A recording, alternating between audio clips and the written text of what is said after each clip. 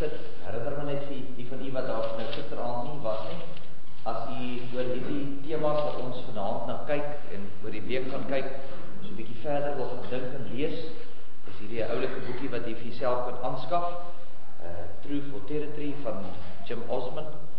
Dit is regtig iets wat u kan gebruik as dit kom by die redenasies oor geestelike oorlogvoering. En hoe werk dit, en hoe steek die ding in mekaar, so dit is regtig iets wat u met vrug kan gebruik. Geliefdes, kom ons sit net so, dan sluit ons die oor. Here, onse Here, was dit nie vir u openbaring deur u woord aan die profete in die Ou Testament? Was dit nie deur u seun wat na hierdie wêreld gekom het om vir ons te kom wys wie u is nie? En dat daar die woorde vir ons hier in die woord, die Bybel opgeteken is, sou ons vandag niks geweet het nie. Dit is omdat u genadig is, dat ons u kan ken. Dit is omdat u hand van genade uitstrek na sondaar mense, wat nie 'n behoefte het om tot bekering te kom nie, wat nie wil luister na u wil nie, maar is omdat u na ons uitreik deur u genade, ons harte aangryp en ons verander. Ons lei na u woord, wat die waarheid is, die onfeilbare woord, die genoegsame woord. En is daar waar ons u ontmoet, is daar waar ons u leer ken, is daar waar ons geloof groei. En so bou ons 'n verhouding, deur die woord te lees, te hoor, deur die gebed tot u te spreek. Here, ons dank u dat u self aan ons geopenbaar het. Dank u dat ons die woord het, ons eie taal, dat ons dit kan lees en oordink. Here, en wanneer ons dan so by mekaar is, ook in hierdie aand, is ons gebed dat u dit ook vir ons verstaanbaar sal maak. Dat daar waar ons in hierdie week worstel oor geestelike oorlogvoering, en wat sê die wêreld en wat sê die Bybel, dat u vir ons hierin ook sal wysheid gee, dat u vir ons deur die werking van die Heilige Gees ons hart en verstand sal verlig, en dat ons sal hoor wat u in die woord vir ons openbaar. Here, lei u ons dan nou in hierdie aand. Wees met ons, sterk ons. Bedien u aan ons nou die woord. Mag dit in ons harte ingang vind. En mag dit groei in ons geloofslewens. Ons bid dit in Jesus naam. Amen. Geliefdes, as u die Bybels hier het, dan wil ek hier om saam met te blaai na Matteus hoofstuk 12. Ons gaan daar saam lees van vers 22 tot en met vers 32. Matteus 12 vers 22 tot 32. Toe het hulle 'n duiwelbesetene wat blind en stom was na hom gebring, en hy het hom gesond gemaak, sodat die blinde en die stomme kon praat en sien. En die hele menigte was verbaas en het gesê, is hy nie miskien die seun van Dawid nie? Maar toe die Fariseërs dit hoor, sê hulle, hy dryf die duiwels nie anders uit as deur Beelzebul, die owerste van die duiwels nie. Maar Jesus het hulle gedagtes geken en vir hulle gesê, elke koninkryk wat teen homself verdeeld is, word verwoes, en elke stad of huis wat teen homself verdeeld is, sal nie bly staan nie. En as die Satan uitdryf, dan is hy teen homself verdeeld. Hoe sal sy koninkryk dan bly staan? En as ek deur Beelzebul die duiwels uitdryf, deur wie dryf julle seuns hulle uit? Daarom sal hulle jou regters wees. Maar as ek deur die Gees van God die duiwels uitdryf, dan het die koninkryk van God by julle gekom. Of hoe kan iemand in die huis van 'n sterk man ingaan en sy goed roof, as hy nie eers die sterk man geboei het nie? En dan sal hy sy huis beroof. Hy wat nie met my is nie, is teen my, en hy wat nie saam met my versamel nie, verstrooi. Daarom sê ek vir julle, elke sonde en lastering sal die mens vergewe word, maar die lastering teen die Gees sal die mens nie vergewe word nie. En elkeen wat 'n woord spreek teen die seun van die mens, dit sal hom vergewe word, maar elkeen wat spreek teen die Heilige Gees, dit sal hom nie vergewe word nie. in hierdie eeu nie, en ook nie in die toekomende nie. Tot sover uit die woord van die Here. Salig is ons as die woord van die Here hoor, en dit ook in ons harte bewaar. Nou geliefde gemeente van ons Here Jesus Christus, as ons praat oor geestelike oorlogvoering, dan moet mens nou versigtig wees, dat mens nie hier kom dink, dis 'n stryd tussen charismaties teenoor gereformeerd nie. Want dis nou baie maklik wat dit kan wees, want ons praat nou die hele tyd hier van 'n charismatiese siening, of 'n gereformeerde siening, en die bedoeling is nie hier dat ons die twee groeperinge teer mekaar wil sit nie. Ons wil gaan kyk na, wat word daar buite geleer, en wat is die waarheid? Ons wil dood eenvoudig sê, maar kom ons vat dit, want ons gaan mede teen die skrif. Dis ons grondslag. Ons wil net gaan sê, is dit wat daar buite gebeur, is dit wat in kerke gesê word, is dit werklik waar uit die skrif, gefundeer uit die woord, die onfeilbare woord, dat dit genoegsaam is, dat ons nie ander goed by mekaar trek nie, die van die wat Sondagie was sal onthou, dis juist die probleem, ons vat 'n bietjie van die skrifse waarheid, en ons vat 'n bietjie van mensekennis, en dan vermeng ons die twee, en dan sit ons met iets wat feilbaar is, dis nie onfeilbaar nie, want ons het dit vermeng, en dis waarvoor ons versigtig moet wees, en daarom is dit die uitgangspunt die heel week, dat ons gaan kyk, nou wat leer dit die mense daar buite, en wat sê die skrif, is dit reg, moet ons ook so leer, moet ons dit ook doen, of is dit iets wat ons moet sê, nee wag, ons kan nie daarmee saamgaan. Nou vanaand kom ons by iets wat hulle noem die binding van die Satan. Nou dalk is van die wat nog nooit daarvan gehoor het, dat iemand so iets sê nie, maar party van u het waarskynlik in kerke al gesit, of in vriendekringe beweeg, of in gebedsgeleenthede gewees, waar iemand sou gesê het, ek bind die Satan. En dis presies wat dit beteken, ek maak hom vas, ek stel 'n grens hier, en die Satan kan nie hier inkom nie, ek maak 'n kampie, en dit is veilig hier binne, ek bind die Satan om sekere dinge nie te kan doen nie, en dis wat dit beteken om dit te bind. Gewoonlik is daar op as jy nou na die goedjies wat daar geskryf word, in die wêreld daar buite, sal hulle tipies vir jou sê, jy moet dit verbaal sê, soos ek gisterand ook sê, die meeste van die goed sê, hulle moet ons hardop sê, van die duiwels kan nie jou gedagtes lees nie, jy weet nie wat in jou kop aangaan nie, want die duiwel is nie alomteenwoordig nie, maar die duiwels kan hoor as jy sê, en daarom sal die reële redenasie wees, sê dit hardop, sodat dit bindend is, sodat jy dit spreek oor hierdie duiwels, en dan sal dit typies wees, Satan, ek bind jou op die of daai ding, in die naam van Christus, en dan sal dit nou volg, Satan, ons bind jou, in die naam van Christus, vanaand by hierdie erediens, mag jy nie hier inkom. Jy is nie welkom hier nie, ons breek jou krag hier, dan het ons hom gebind, dis die typiese gedagte wat jy kry.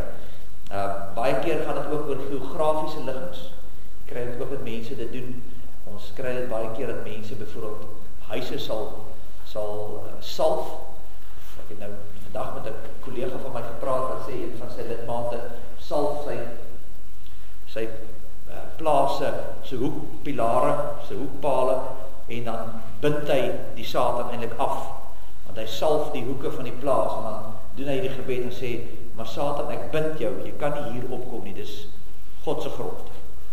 Die vraag is dit Bybels? Wat ons dit doen? Is dit wat ons moet doen?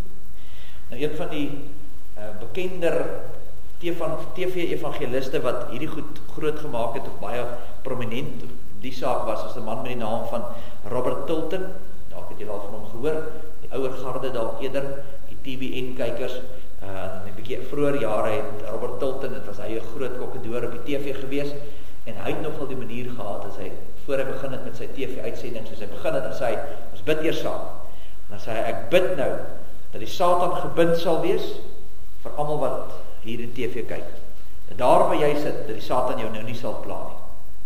So dis die typies, gee my net 4 voorbeelde van hoe dit werk, of hoe dit in praktyk klink.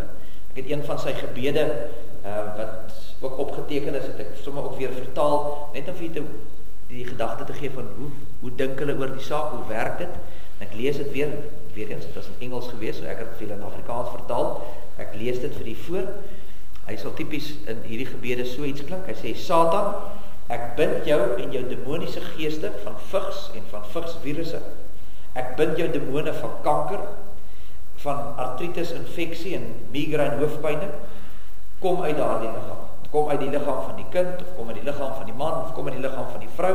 Satan, ek bind jou mag oor mense met long en rug en maagkwale.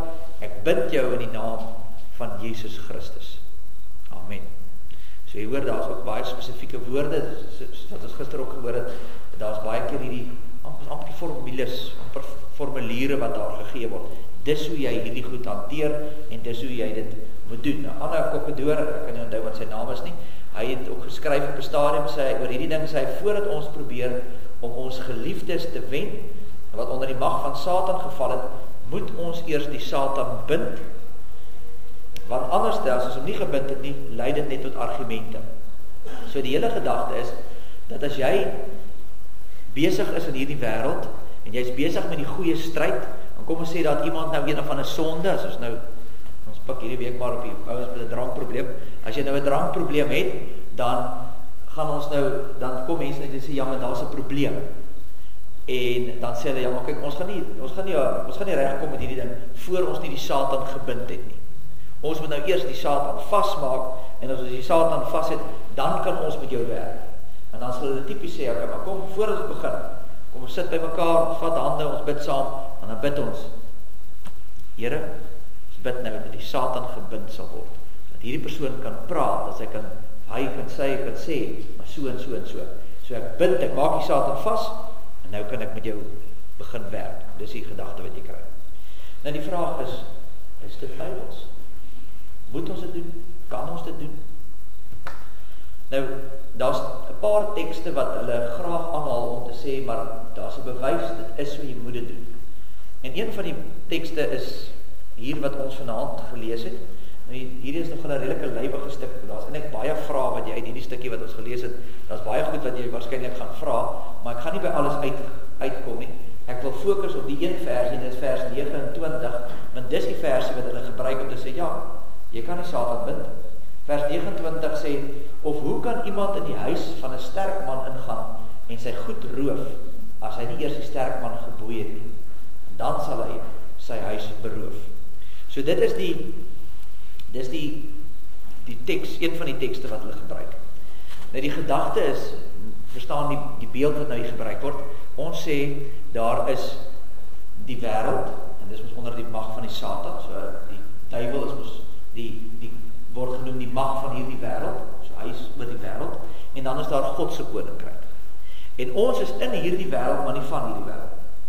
Maar as ons iets wil doen hier, in hierdie wêreld van die teenwoordigheid, dan moet ons eers die sterk man bind. Want die teks, jy sal nou sien as jy deur hierdie gedeelte gaan, dit verwys na die Satan. Die sterk man is 'n verwysing na Satan. Dan sê hy, ons moet eers hierdie sterk man bind, sodat ons kan vordering maak in ons geloofslewe. En dis waar hulle aan hierdie gedagte kom van bind die Satan, en as hy vasgebind is, dan kan ons die werk doen. Dit klink alles goed en gaaf, die probleem is net die konteks van die gedeelte wat ons gelees het, maak het 'n bietjie moeilik om dit op die manier te verstaan. Want waaroor gaan die gedeelte? Die gedeelte wat ons gelees het, gaan oor Jesus wat 'n man wat 'n besetene was, genees. Hy was stom en hy was sy blind en stom, of hy was doof en stom en blind en ek weet nie wat alles, maar hy was nie lekker nie. En toe die Here hom reggemaak, en hy het hom gesond gemaak, en toe die oomblik toe dit gebeur, toe begin die mense rondom sê, maar wag. Iewers in die Ou Testament was daar 'n ding gewees van as die Messias kom, dan gaan die blinde sien en die dowes gaan hoor en die stommes gaan praat. So is hierdie nie dalk die seun van Dawid? Is hierdie nie dalk die Messias nie? En die oomblik toe die mense hierdie vrae begin vra, toe spring die Fariseërs gou in die prentjie en sê, nee. Want hulle het natuurlik nie baie gehou van Jesus nie, want hy het hulle gekritiseer vir al hulle dwalinge en al hulle skynheiligheid. En hulle wil toe baie vinnig die ding toesmeer, en hulle sê toe, nee, hy is nie die Christus nie. Hierdie man gebruik die duiwels om duiwels uit te dryf. En dan sê die Here vir hom, maar dit is belaglik.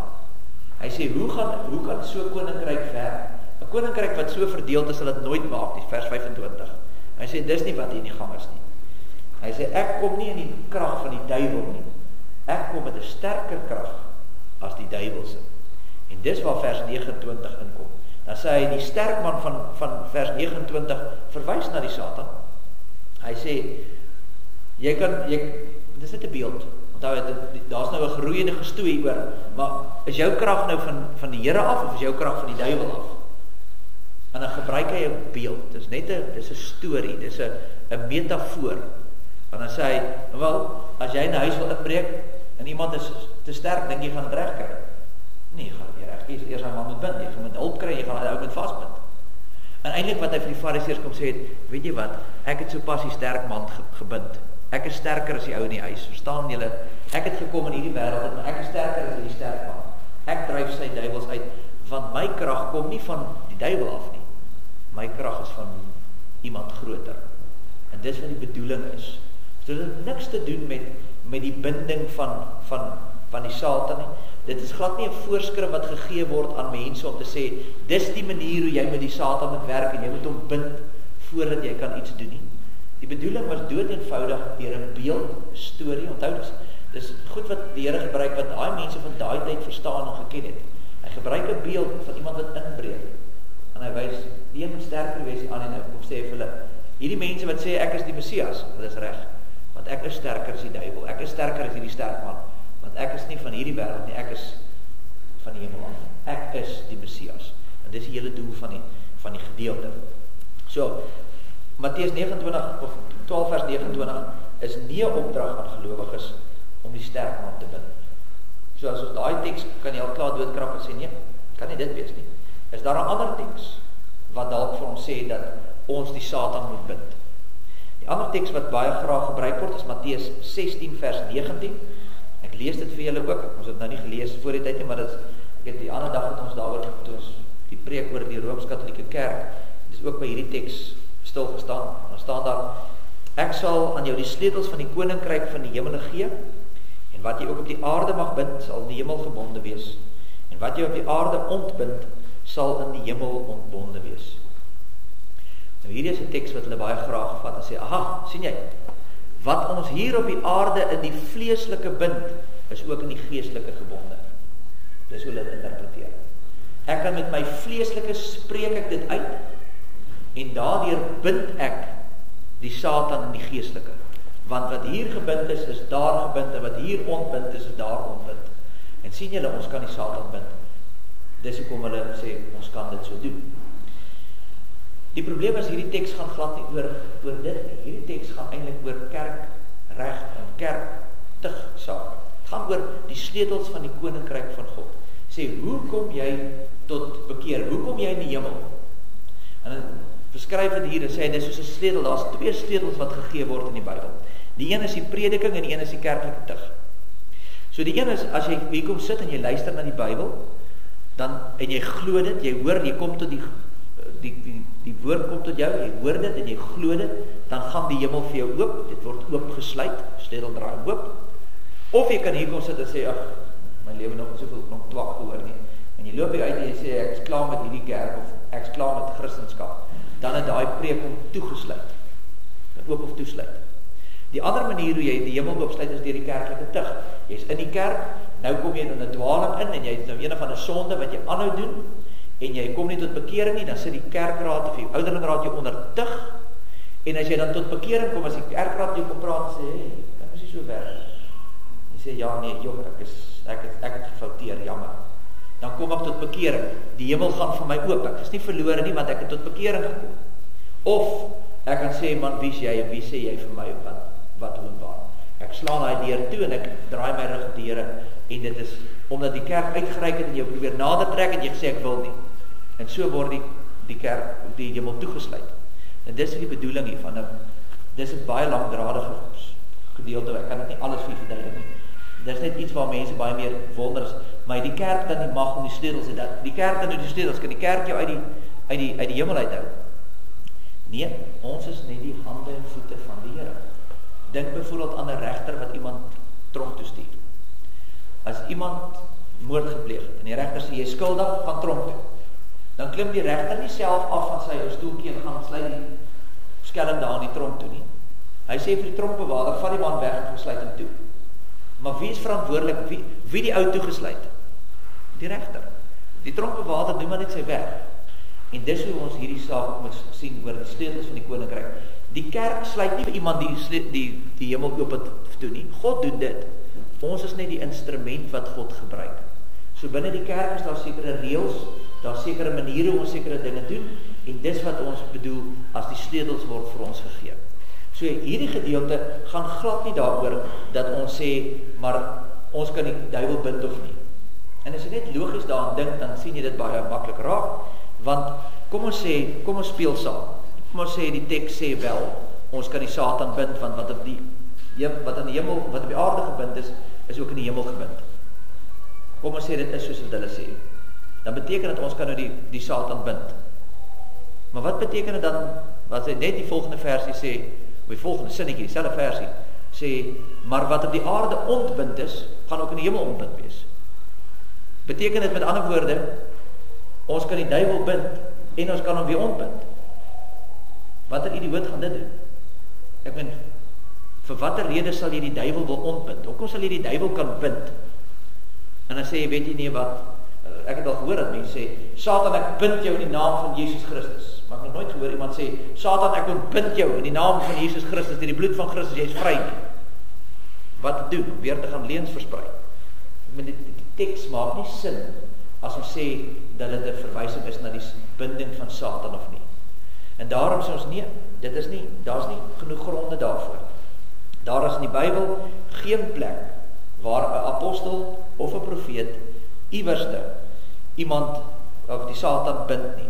Daar's geen gebede, al 'n hele klompie gebede in die Nuwe Testament opgeteken. Nie een van die gebede sê dat die Satan gebind moet word nie.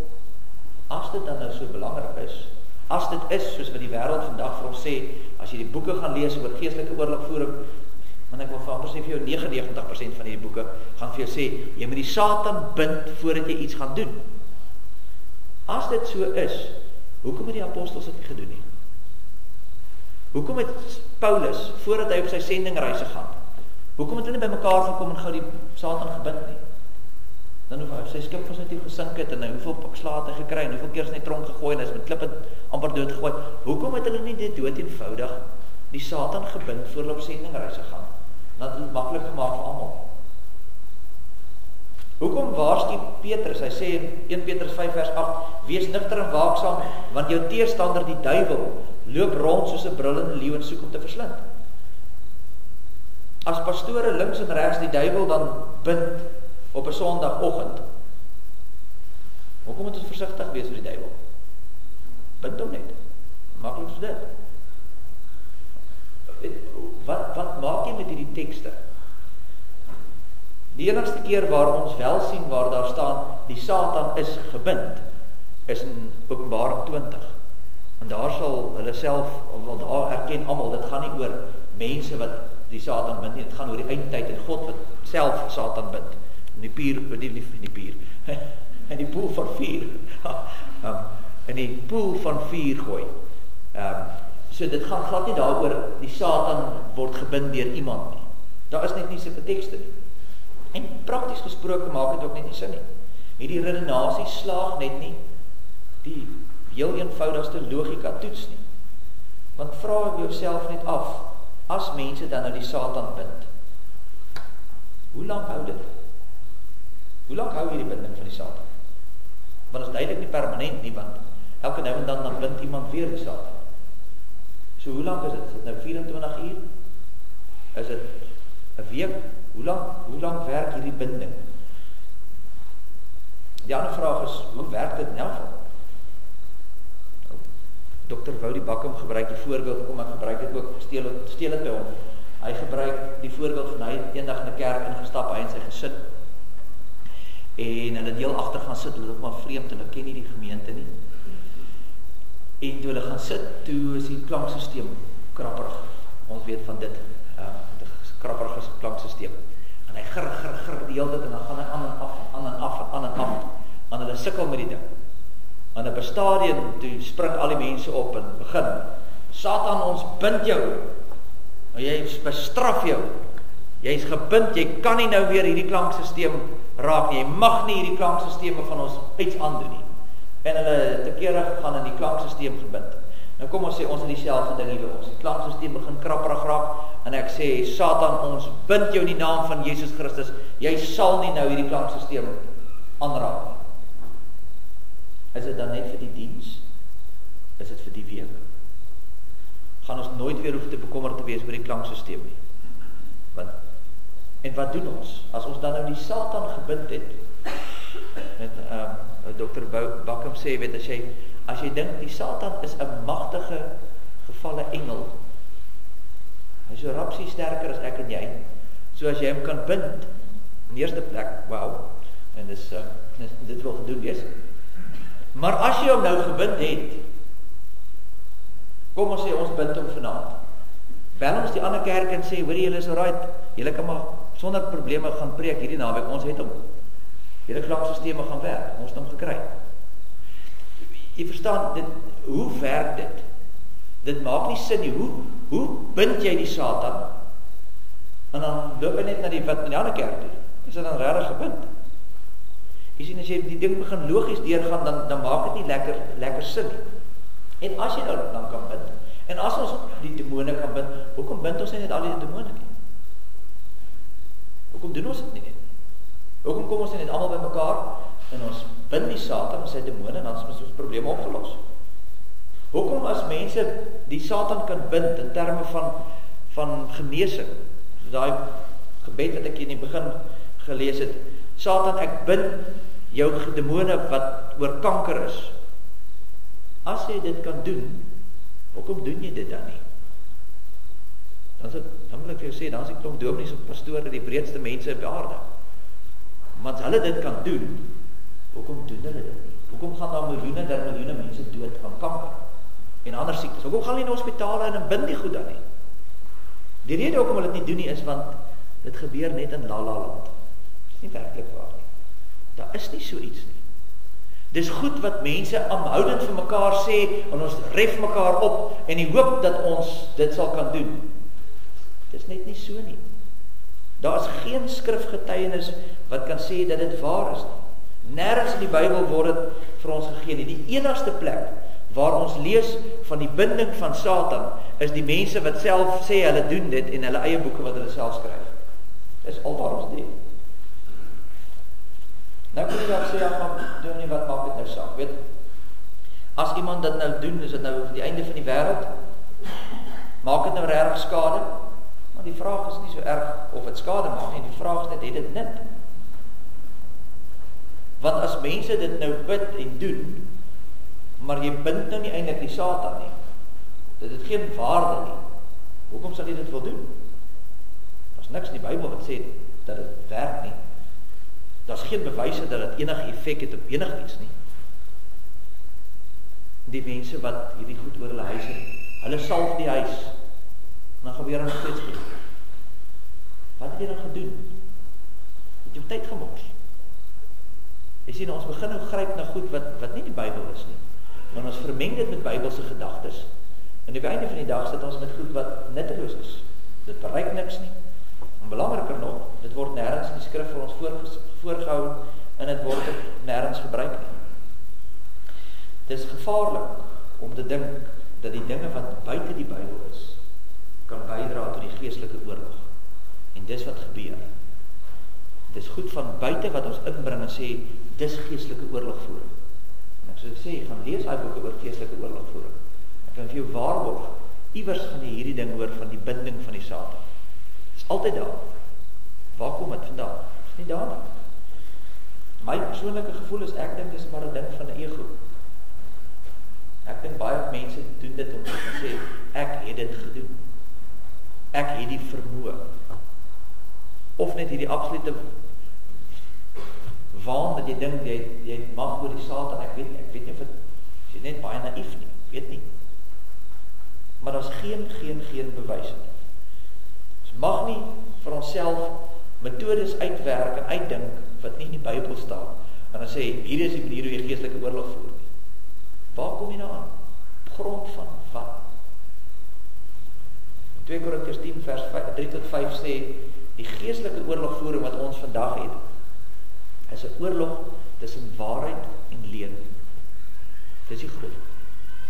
En as jy nou hierdie goed staat maak, jy is nou besig om om vas te hou aan die binding van Satan. Wat is dit? Dis 'n leuen. Jy is besig om die oorlog te verloor, want jy het ingekoop op 'n leuen. Dis nie die waarheid nie.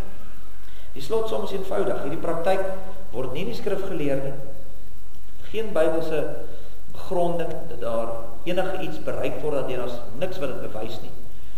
Diegene wat dit voorstaan, moet dalk net vir homself die vraag vra, beoefen ek dit, omdat die Bybel dit leer, en vir my vra, of doen ek dit dalk maar net, omdat ek regtig hoop dit werk. Ek hoop nou maar, iemand het gesê dit gaan werk, so ons doen dit nou maar. Waar kom jy dan? Ons roeping is om te hou by God se woord. Dis daar. Gisterand ook gesê,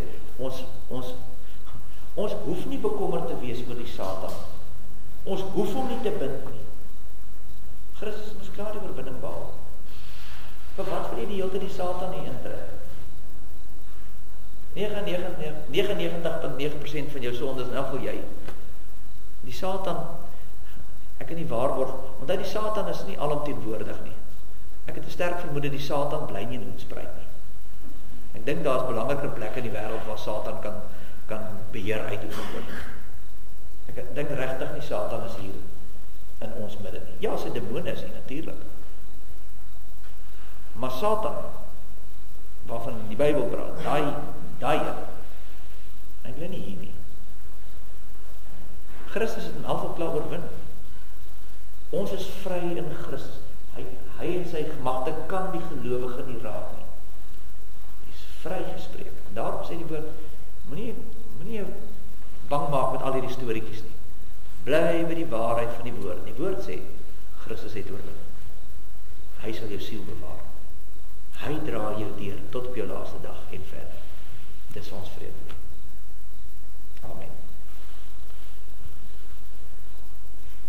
Here, dit is met nederigheid dat ons as gemeente na U toe kom. Ons kan so maklik dink, ja, ons weet, ons het al die antwoorde. Maar ons besef, dis maar net genade. Here, mag ons dan ook hier uitgaan, en dit wat ons hoor en dit wat ons leer, dat ons nie in hoogmoedigheid verander sal probeer voorsê, asof ons iets is nie. Ons is niks, ons bind niemand nie. U is die een wat die sterk man gebind het, U is die een wat die Satan sy mag verbreek het, U is die een wat ons vryspreek. Was dit nie vir U genade nie, het ons niks gehad nie. Daarom wil ons dan in dankbaarheid, in nederigheid ook hier uitgaan en gaan verkondig, wat sê U woord? Here, maar dat ons ook voortdurend sal besig wees met die skrif, dat ons dit wat oor ons pad kom, dit wat ons hoor, dit wat ons beleef, sal gaan meet aan wat in die woord staan. Want die woord is onfeilbaar en genoegsaam vir ons lewens. Here, ons dankie vir elkeen wat hier is. Ons dankie dat U deur die Gees ook in ons werk. Ons besef ook dat niks toevallig is nie. Die rede hoekom ons hier is, deel kan neem aan hierdie gebed, in die week van gebed, is juist ook omdat U besig is met ons. U werk in ons, ook deur hierdie gemeente, om hier ook geestelik te groei. Here, wil U dan met ons wees, wil U ons lei in die aand verder. Ons dankie vir die voedsel wat vir ons voorberei is, ons dankie vir die hande wat